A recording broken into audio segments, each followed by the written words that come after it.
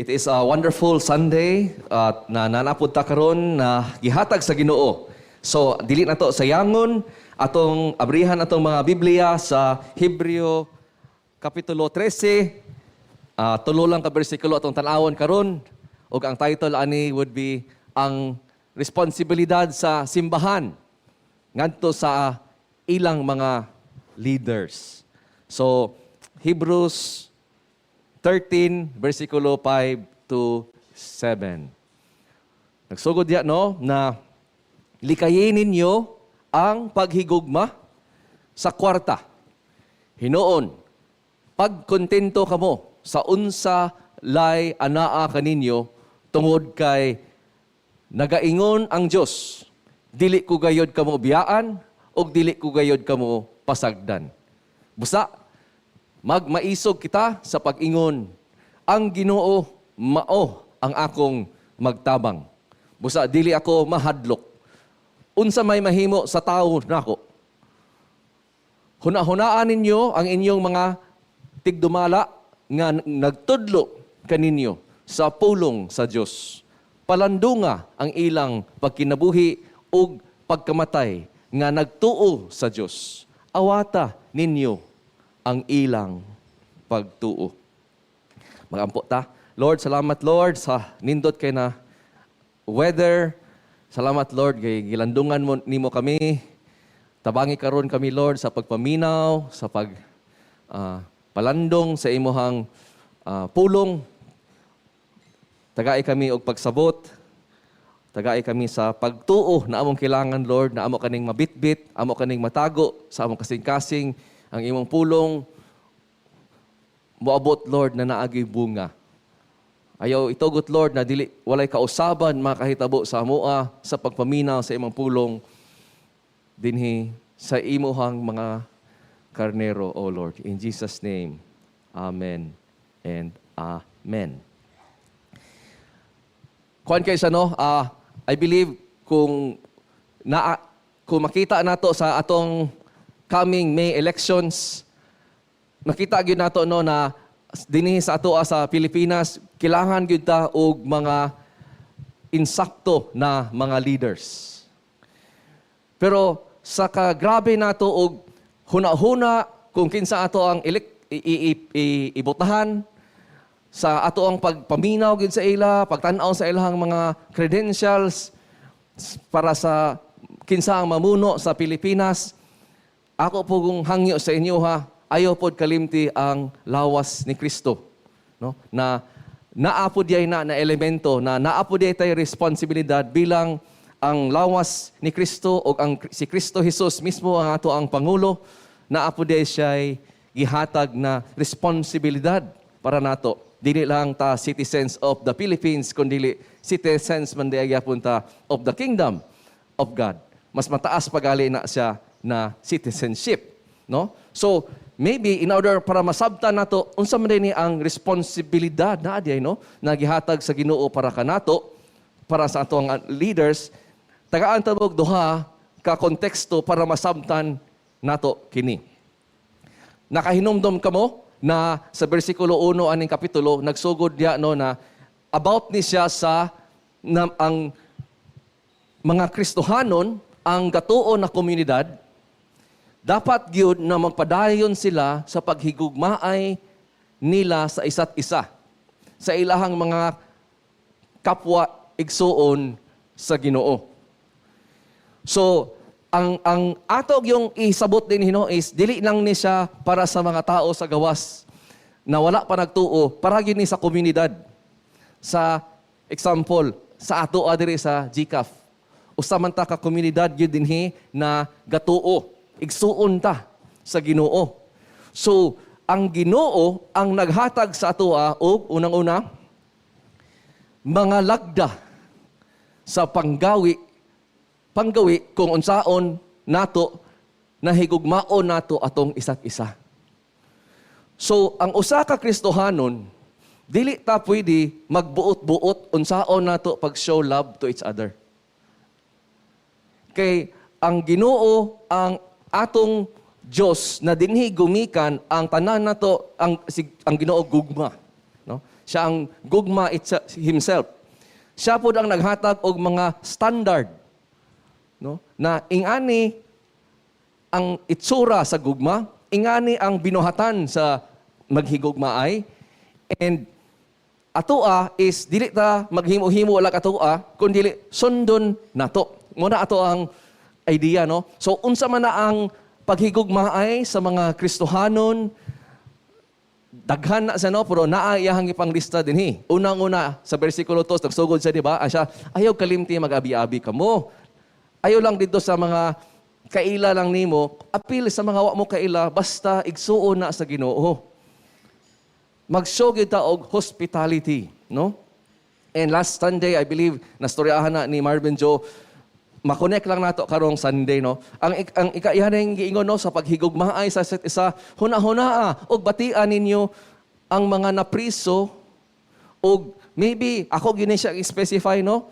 Again, dili ni siya katong napriso na dili mga Kristohanon. I believe naagya po na kailangan na ministry, pero specifically dinhi sa ato higugmaon nato ang ato ang mga kapwa Kristohanon na napriso.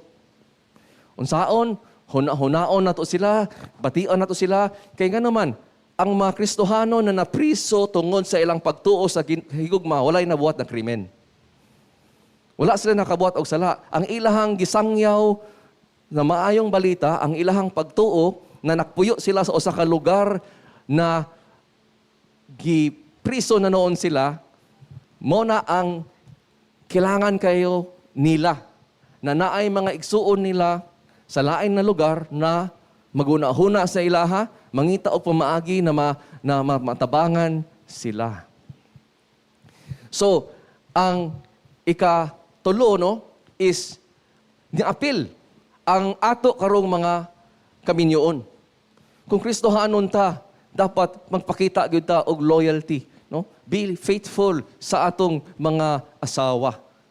Muni ang mga moral lagda, no, sa panggawi kung saon nato paghigugma dinhi sa ato ang Christian community.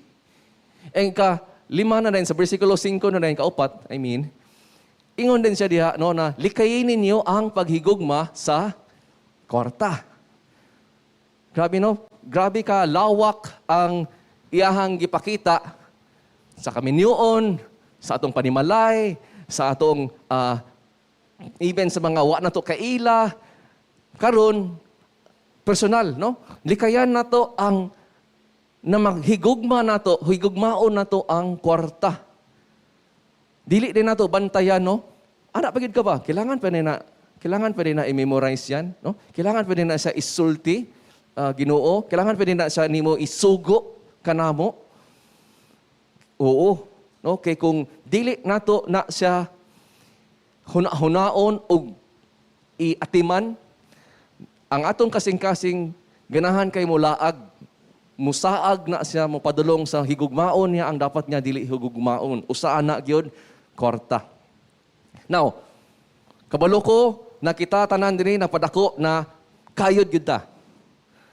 Kayod gyud.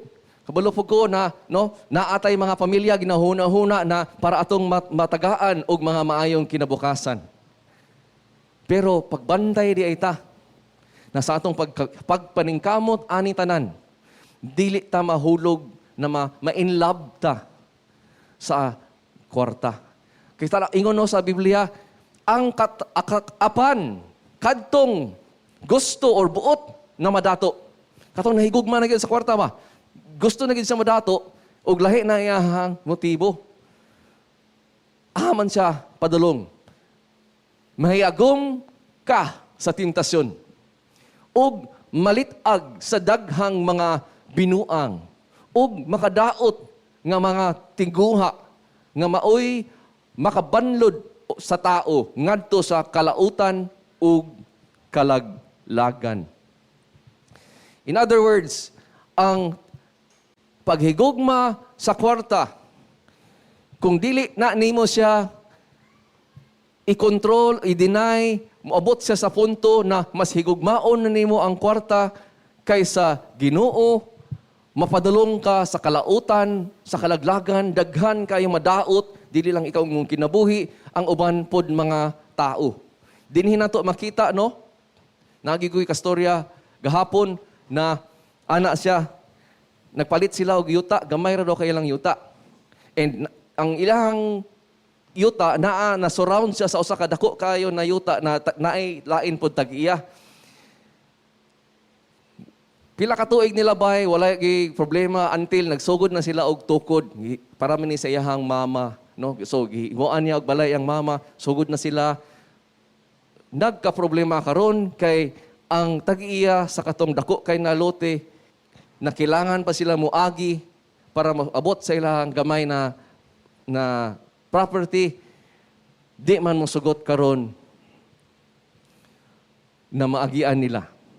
So naundang tanan ilang trabaho, then gitry nila hangyo, gitry nila request sa ilahang koan, mga kauban na silingan, murag naaman dito tanan, kuha man tanan, no? Kay powerful o dato gid siguro, influential siguro gyud. Naada no na murag naabot sila sa uluoy kaayo. So makita na to, no, na kani siya the element na madalo ka. Dinhi, no, makita no kung mga korte na to nanong magpatayan man kung naa sa kwarta ang storyahan. Labaw ng mga dagkong kantidad, naagali magpatayan sa gagmay na kantidad.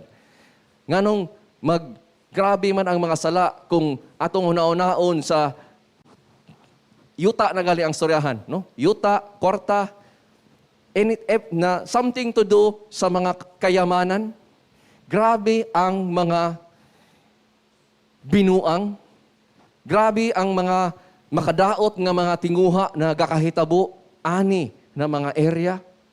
Usa ka na, no? Trahedya kay, no? Kung gakahitabo siya sa dinhi sa ato ang komunidad sa lawas ni Kristo. Mga Kristohanon na ilaning buhaton sa isa't isa. Makasabot ta sa wala nagtuo. So, bantayan, likayi nato na dili ta mahigugma sa kwarta. Now, ingon pa ni kung moto siya, no, ang sala na mahitabo, mabuhat nato sa lain tao kung mahigugma ta sa kwarta. Ata pag yung isaka, unsay tan-aw sa Ginoo ani na sala. Ingon sa ni Hesukristo, dili mahimo nga ang usa ka tao magpaulipon sa duha ka agalon. Dili daw pwede ang usa ka Kristohanon magpaulipon sa salapi o magpaulipon sa Dios. Aham na nato nakita sa usa ka ehemplo, kanumdum mo naay dato na batanon na lalaki na niduol kang Hesus sa Mateo Kapitulo 19. Ug nangutana, ingon sa kang Hesus, gusto ko mo follow sa imo, Lord. Siya nagali ni duol kang Hesus, no? Naa nagiunta, sugod na mga nindot na binuhatan nyo.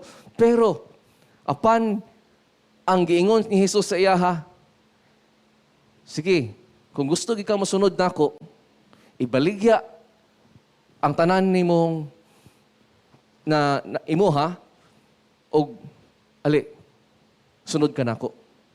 Ug unsa iyahang tubag? Sa pagkadungog niini sa batanon, milakaw siya nga masulubon. Kay dato man kayo siya. In other words, kung hunaon nimo na si Hesus mismo iyang giingon, idolatry man ni siya kaning na mahigugma ka sa kwarta, na mas labaw pa siya sa Ginoo ang imong paghigugma sa iyaha. Nakita nato nganong mapadulong man ka sa panganib o sa distraction. Tungod, mahimo man nimo siyang idol. So ang idol aning rich young man is dili niya mag-give up ang iyahang salapi para sundon niya si Jesucristo. So ang idol day, usa din na siya bisan unsa na siya nabutang, bisan unsa na siya na Nabutang siya na nag-una na siya sa atong kinabuhi kaysa Ginoo. Mo na ang usa ka idolo. O giklaro gina ni Jesus, dili nimo pwede na duha imong agalon. Dili mo dawat ang Kristo Jesus sa pagtuo na magduol sa iya na duha ka agalon.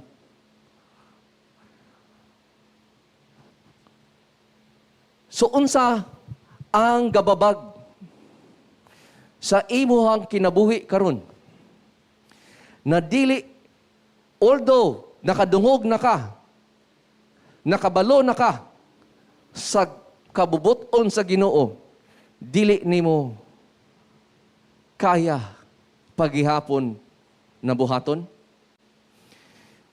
Paghuna-unaan na tarong igsuon, kay malamang naay idolo nakabagbag. Naay idolo na imuhang ginagunitan sa imuhang kinabuhi pa na wala pa nimo buhi. Pwede na siya garbo. Daghan kaayo tao. Moingon, kadungog na ko ana, kabalo na ko ana. Pero nganong di mangyapon niya tumanon? Garbo. Unsa na yang idolo karon? Ang garbo. Nganong makaidolo niya ang garbo? Mas tumanon pa man niya ang garbo niya kaysa pulong sa Ginoo. You see? Bisan unsa nabutang nga dili nimo mahimo nga biyaan aron sa pagsunod sa Dios, mao kana ang nahimong idolo sa imong kinabuhi. So kaning pastor na nakaila siya siyang kongregasyon, iyang giingnan, ayaw kamo og paghigugma sa korta. Namadlong siya. Kay ngana giday siya ka delikado na sala.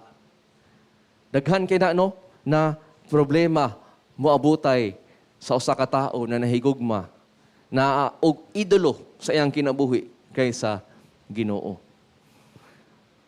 Giunsa man karon og pagkontra ang kaning love of money or idolatry.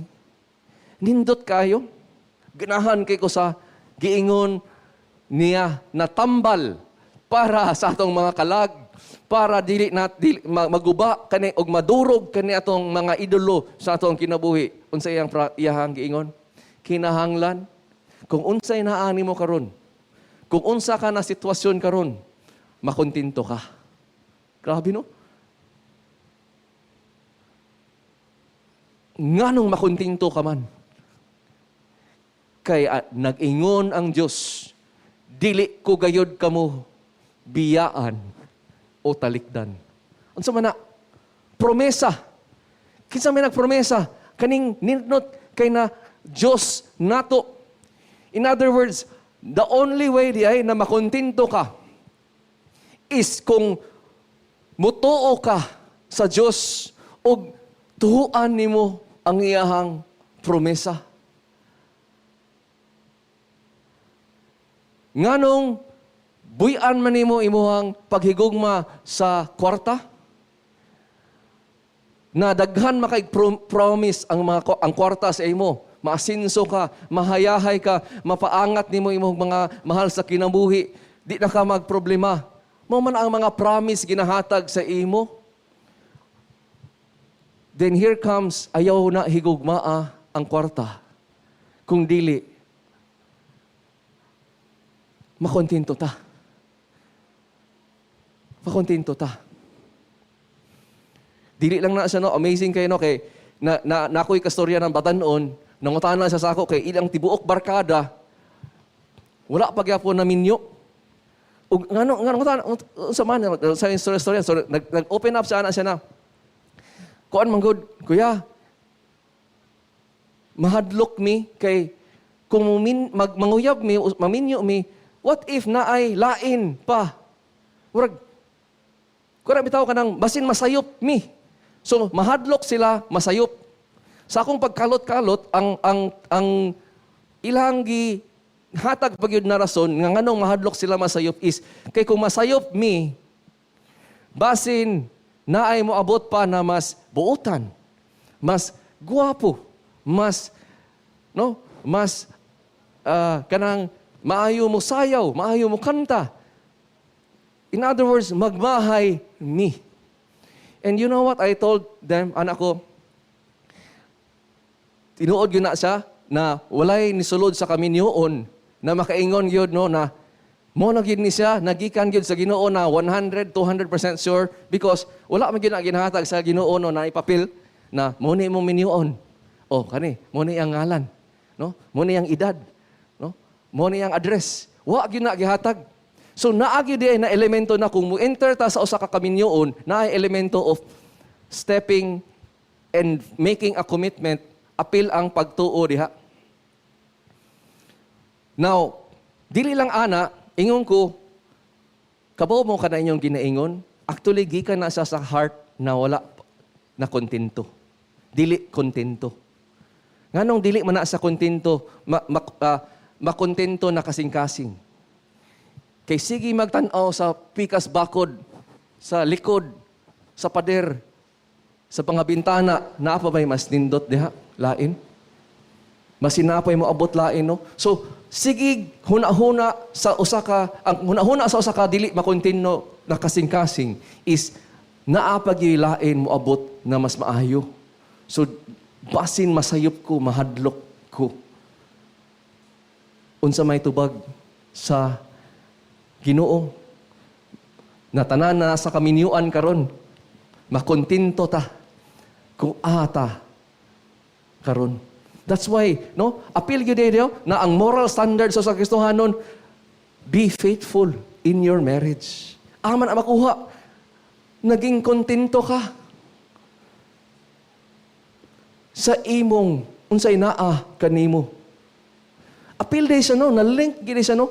Na ang paghigugma nato sa atong asawa, sa atong pamilya, sa bisan unsa sa kinabuhi, na appeal ning maging namadamay kung dili naa kay love of money, naa kay love of idols. Unsay sitwasyon sa kanila? You see, ang pagkontento sa unsay anaa kanimo ug bisan unsa nga lisod na sitwasyon, mahimo lamang nimo kung ikaw nagtuo sa saad sa Dios. Naigo na siya.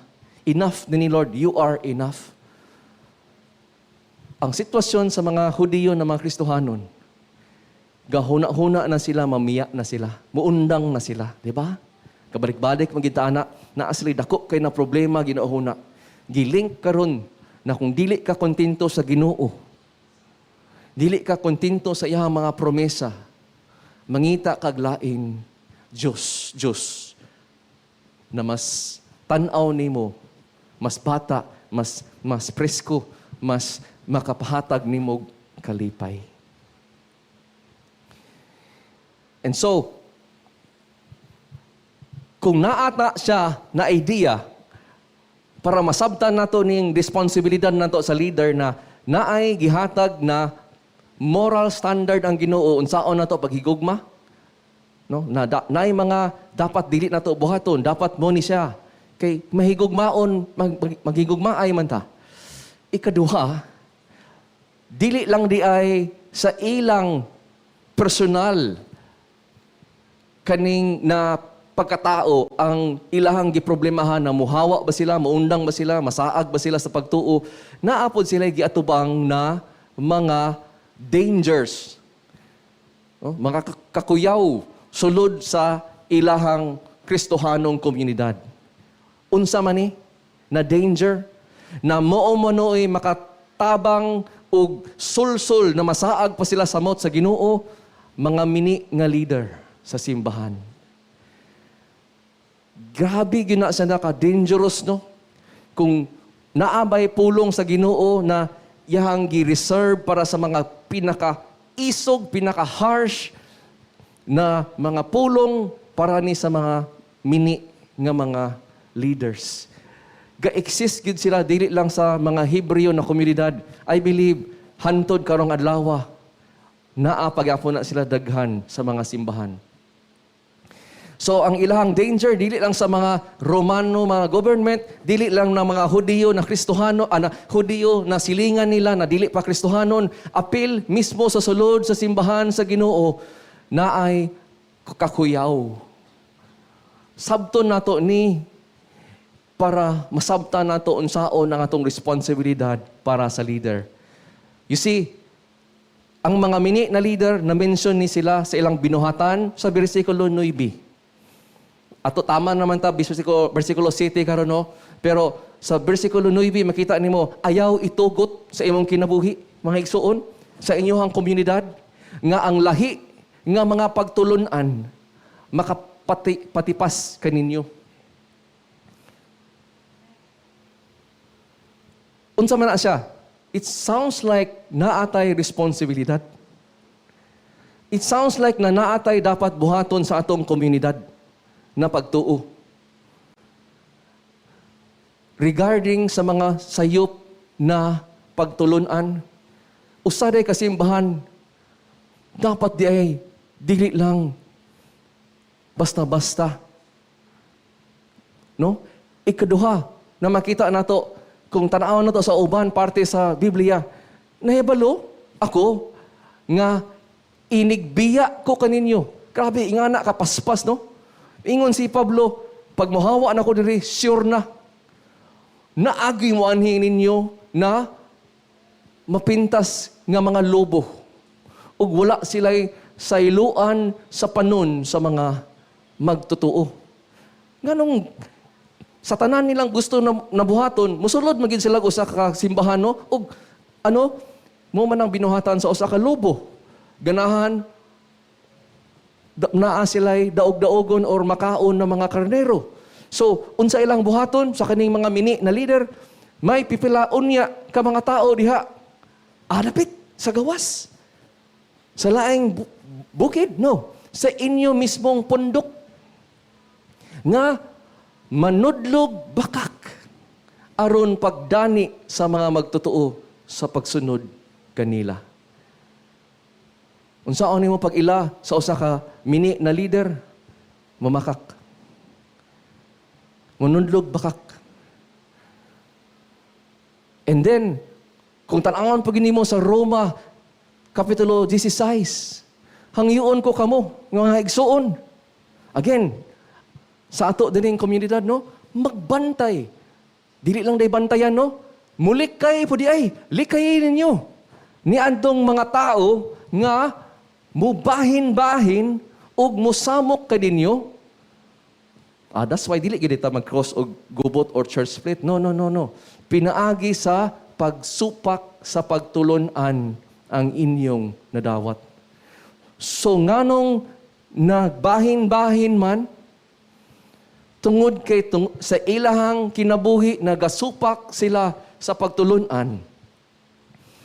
Naamay mo panig nila. Naaman sila yung makuha na matuo nila. Mo na karon dayon na naay bahin-bahin. Unsa ang buhaton og sa usa ka the reality ana, no? Kumasudlan ta og mini na leader og tuguton nato siya. Mura tag nagtugot og usa ka lobo na kanon or ihalang samad-samaran ang mga karnero sa Ginoo.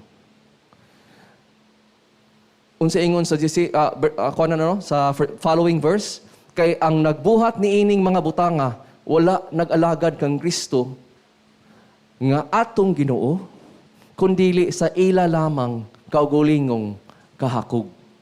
Gilimbungan nila ang mga ubos ug salabutan. Pinaagi sa matahom nilang mga pulong ug pag-ulog-ulog. So ingana siya ka deadly na dapat gidi ay na dili ta magpadala, dili ta magpailad, mulikay ta unsa pa man. Dinhi na nato sugdan karon. Tulo karon ka responsibilidad sa usa ka simbahan. Ngadto sa ilang mga leaders. Unang-una, hinumdumi ang inyong mga pangulo.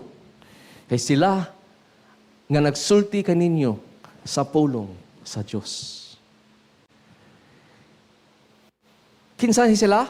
Mga pastor, mga leaders, mga elders na gatudlo kaninyo sa pulong sa Ginoo. Dili di ay tanan. Katong gatudlo og insakto, faithfully, kamatuoran na gumigikan sa pulong sa Dios. Muni ang mga leaders na atong hinumduman. Dili pasabot na leader siya, tuo rin ta diretso. Klaro na kina no na naay mga mini na leader. So ang responsibilidad sa usa ka simbahan, dili nila tugtan ang usa ka klase na tao tungod kay dili man siya So mag-remember ta og mga leaders nga gatudlo sa atoa sa pulong sa Dios na insakto. Ikaduha na implikasyon ana, pasabot di ana ang usa ka leader, dili na siya pwede maghimo-himo og kanya lang balaod. Just like dili ta pwede maghimo-himo og kanya lang na pamaagi, unsaon paghigugma, dili pud ta maghimo-himo og unsaon nato nasundon nato ang Ginoo. Ang trabaho sa usa ka leader, unang-una, mutuo lang siya sa Ginoo, sa kabubuton sa Ginoo, ug iyaha lang ning isangyaw. Iyaha kaning itudlo. Iyaha kaning tumanon. Hinumduman nato ang mga leaders nato sa simbahan nagabuhat ani. Ikaduha, apil na ni ang paghinumdum magpasalamat ta para sa ilang kinabuhi.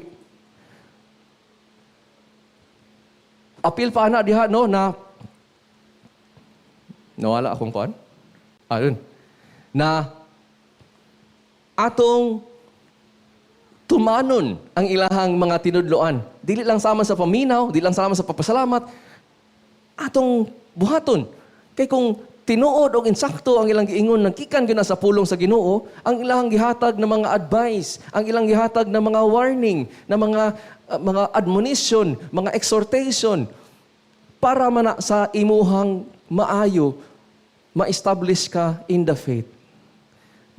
So, hinumduman nato ang mga leaders na ga-faithfully tudlo sa pulong sa Ginoo, ga-obey sila, atong tumanon ang ilahang mga gitudlo.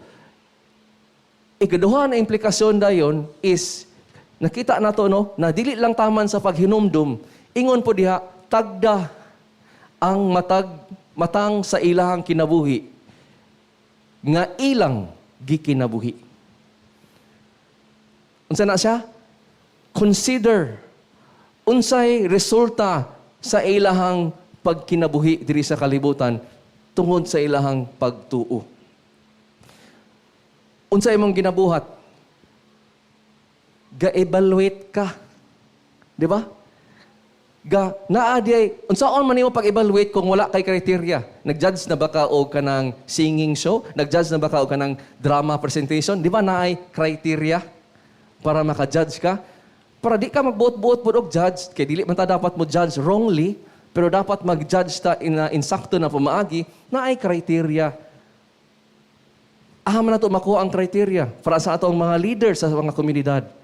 Dili dayta pwede na sundon lang nato bisan unsa walay tay criteria. So tan-awon daw nato ilahang matang sa ilang kinabuhi nga ilang ginakubuhi. Ingon pa sa 1 John 4:1 ayaw pagtuo bisan unsa lang. Testingi. Para motolight ba? Para makaingon ka convincing. Di ba? Whether gikan ba gina sila sa Ginoo or dili. Nganong kailangan makamotesting kung insakto ba na ang spirito sa Ginoo? Tungod kay daghan kay mga mini na mga leaders na naakaron. So kung tungod kay leader siya, magsunod-sunod lang ka. Awa man may mabuhat pastor kay leader man siya. Naman ka nagsunod. Man kanya ginadala. Masin mapadulong na mo sa distraction. Mo nang ingon ni Jesus sa Matthew 15:14. Pasag ditong mga buta na mga leaders. Kay kung buta na leader ang imong sundon, Unsay tawag sa nagsunod sa usa ka buta na leader? Butapod or nagpabuta-buta. And if a person who is blind, no, will lead another who is blind, sila mapadulong, mahulog sa pangpang. No? Dili day pwede mo sunod, no? Dili day pwede na, I am a follower. I am just obeying and submitting to God. No, dili ka pwede maging blind follower. You're not supposed to follow wrong leaders. You're not supposed to follow false leaders. Jesus mismo nag-warning, tagai po og criteria kung importante, nga naka-importante atong eleksyon karong Mayo. Nganong dili man inga na ka-importante sa simbahan na mas grabe ang eternal na eternity ang atong kistoryahan dinhi.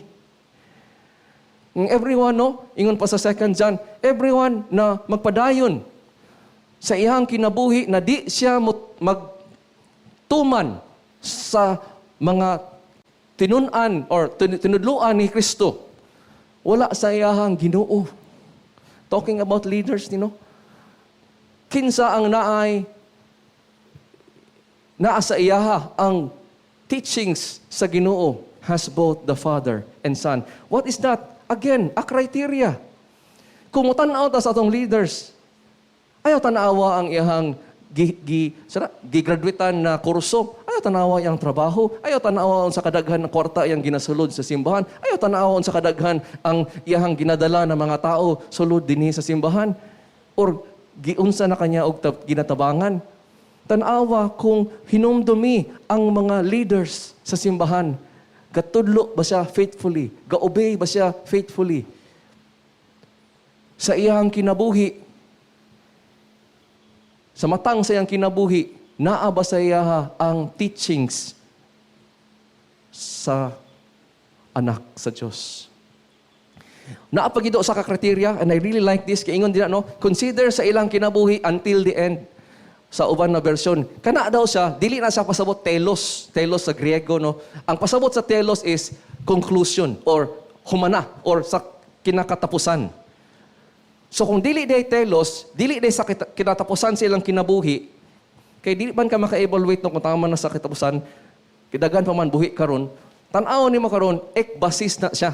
Which means until the end na nahuman, or in other words, nilahutay ba? Nakagawas ba? Nakagawas ba siya? So tan-aw nimo ang iyang kinabuhi na nakagawas ba siya? Man na siya napasabot. Gagawas ba siya kung matintal siya? Ang gagawas sa iyaha is na-deliver ba siya, na-save ba siya, or wala ba siya nagpakasala? Ang iyahang pagkinabuhi siya kinabuhi, kung matintal siya, pilion ba niya ang Ginoo, kabubuton sa Ginoo, or kaysa paghigugma sa iyahang mga idolo? In other words, ang kaning criteria, no, mag-consider ta. Dili lang sa paghinumdom nila, kinsa man tong mga leaders na mga nindot, daghang kitag mabasa na nindot na leaders, Stephen sa Acts, Martyr Stephen, Pablo, Pedro, Juan, daghang kitag maabtan, no? Consider leaders who in that time na ilahang nakatubang sila og great difficulties, dangers, suffering. Ginapugngan sila. Ayaw undangan na ba? Ayaw tuman sa Ginoo. Ayaw nagwali sa Ginoo. They remained faithful until the end. Ug nagkita nila ang deliverance sa Ginoo. Wow. Ang responsibilidad ani di ay gihatag sa simbahan. Now, ikatulo, sunda ang pagtuo na layon nila. That's why, grabe ang kasakaalam sa Ginoo, make sure before muawat mo sa ilang pagtuo, insakto na ehemplo. Tinuod na pagtuo ang inyong ginaawat. Sunda ang pagtuo sa kaning mga leaders nga nakapasar sa pagsulay sa ilahang pagtuo. So dili dayang diato awaton ilang kinabuhi, awaton nato ang ilahang pagtuo.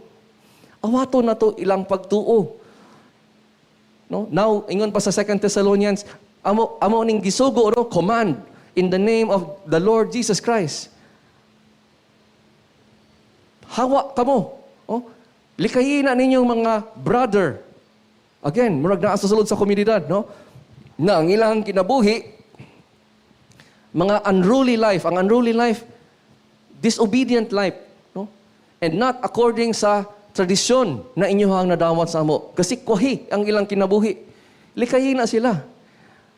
For kamo nakabalo mo, no? Na nagsunod mo sa among example because ang amo ang kinabuhi, wala man mi na kinabuhi na undisciplined sa inyo, ha? Dili day optional, no? Na ang leaders gyud sa simbahan are supposed to lead by an example. Exemplary life. Ang leaders I hope there is a GCAF will really take this to heart ba? Na kung leaders ta sa GCAF, wider group leader, no? Father ka ba sa iyong family? Mother ka ba sa inyong family? Businessman leader, no? Employee na leader, dapat dili ta ingon lang buhata for din nato buhaton. Mulid gid ta by example. Next to pleasing the Lord, ang pinaka-importante para sa leader, mag-set siya example para sa kongregasyon. An example of faith and holiness. Para sa simbahan na makahinumdum sa ilang kinabuhi, makita giunsa nila paglahutay sa mga pagsulay sa kinabuhi, makaingon sila, praise be God. Grabe ang young life. Ako nang awaton. Amazing, no? Would that be the testimony here in GCAF? I pray, dili lang ta, basta-basta, magpailad og mga mini na leaders para sa atong kinabuhi. Likay ta sa paghigugma sa kwarta or mga idolo sa atong kinabuhi. Maghinigugmaay ta sa pagtuman sa iyang gihatag na pamaagi unsaon nato paghigugmaay. Magampo ta.